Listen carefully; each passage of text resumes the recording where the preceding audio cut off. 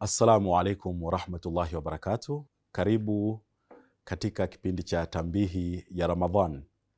Allah subhanahu wa ta'ala anatuelezea katika kitabu chake kitukufu, ya ayuha alladhina amanu kutiba alaikumus siyam kama kutiba ala alladhina min qablikum la'allakum tattaqun. Allah subhanahu wa ta'ala anatuamrisha katika kitabu chake kitukufu kuwa enyi mlioamini mmefaradhishiwa, bimaana mmelazimishwa kufunga kama ilivyokuwa kwa wale waliokuja kabla yenu, ili muweze kupata uchaji Mungu. Katika hii aya iko wazi kuwa kwanza ametuita kwa nidaa ya iman. Kwa hivyo mtu yoyote ambaye ni Muislamu, ambaye ni mu'min, anakuwa ni mwenye kuwajibika kuitikia huu wito wa kuwa tunatakiwa kuwa ni wenye kufunga, na kama wale ambao waliotangulia kabla yetu ambao ni manaswara kwa mujibu wa wengi wa mufassirun.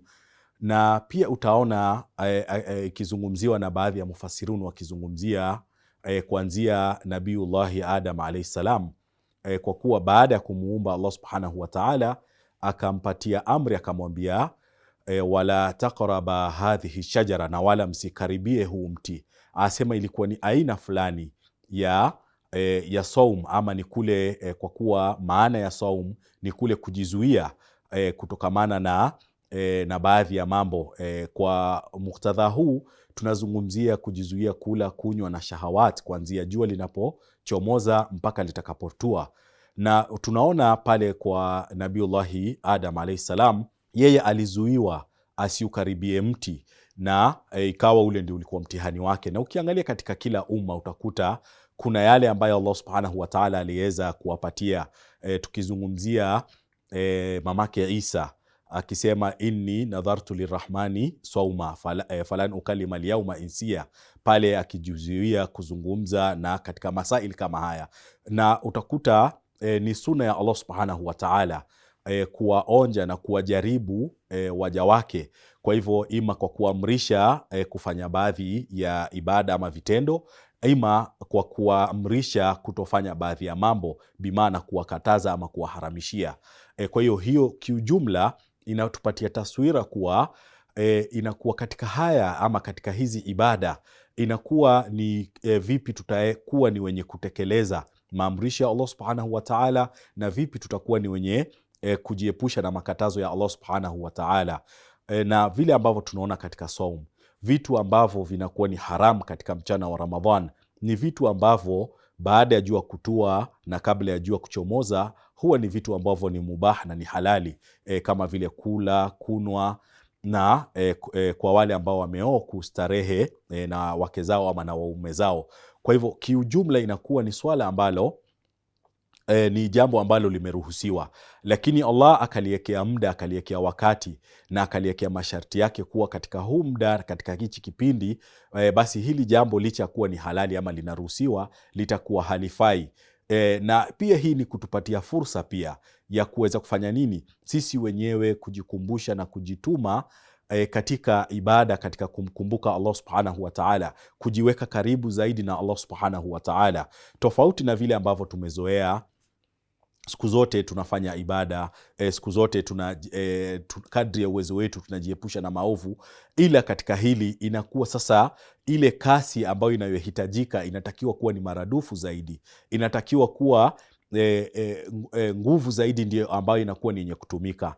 Na ndio unaona Rasul sallallahu alaihi wasallam katika hadith alikuwa Ramadhan ikiingia akiwakusanya sahaba radhiallahu anhum na akiwaambia kuwa mwezi wa Ramadhani umekuja, mwezi ambao ni wa rahma, ambapo ndani yake mashayatin wanakuwa ni wenye kutiwa minyororo, na akiwabashiria, akiwapatia bishara njema. Na katika baadhi ya riwaya Rasul sallallahu alaihi wasallam akisema kuwa man hurima khairaha fakad hurim, yeyote ambaye atakayekuwa ni mwenye kuharamishiwa khairi za Ramadhan basi atakuwa ameharamishiwa khairi zote.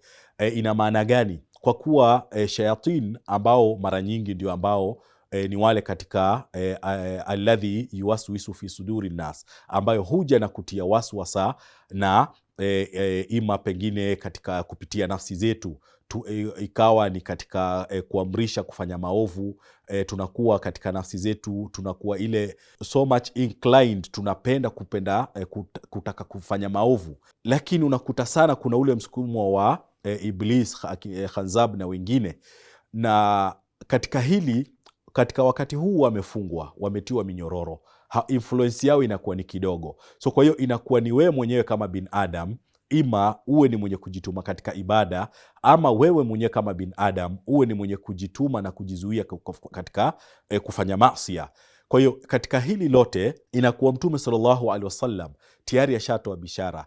Kwa hivyo kuna kheri kwanza, kuna baraka ndani yake ambazo zimejaa katika mwezi wa Ramadhan.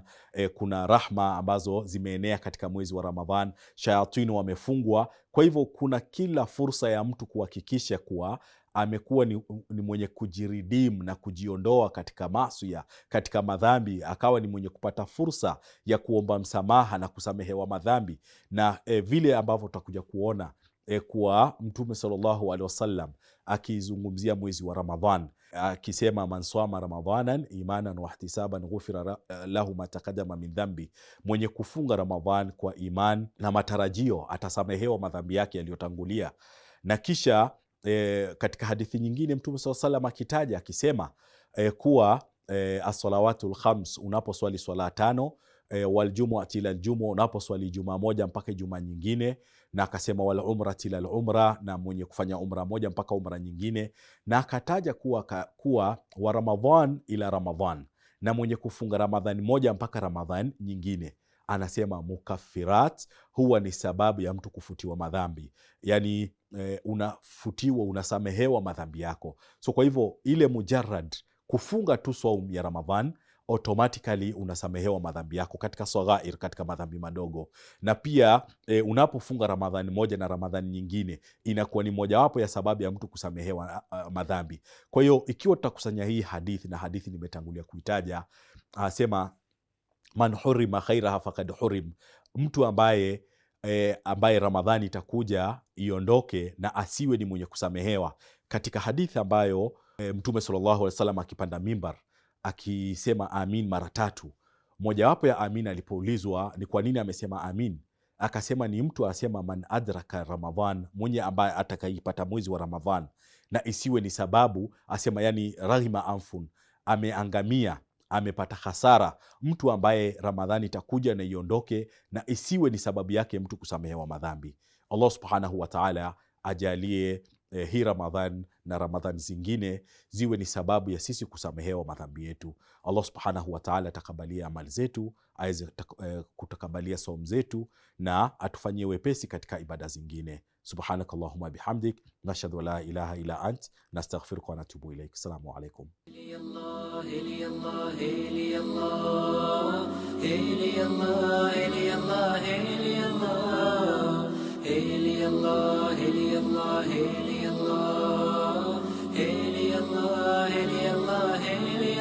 Allah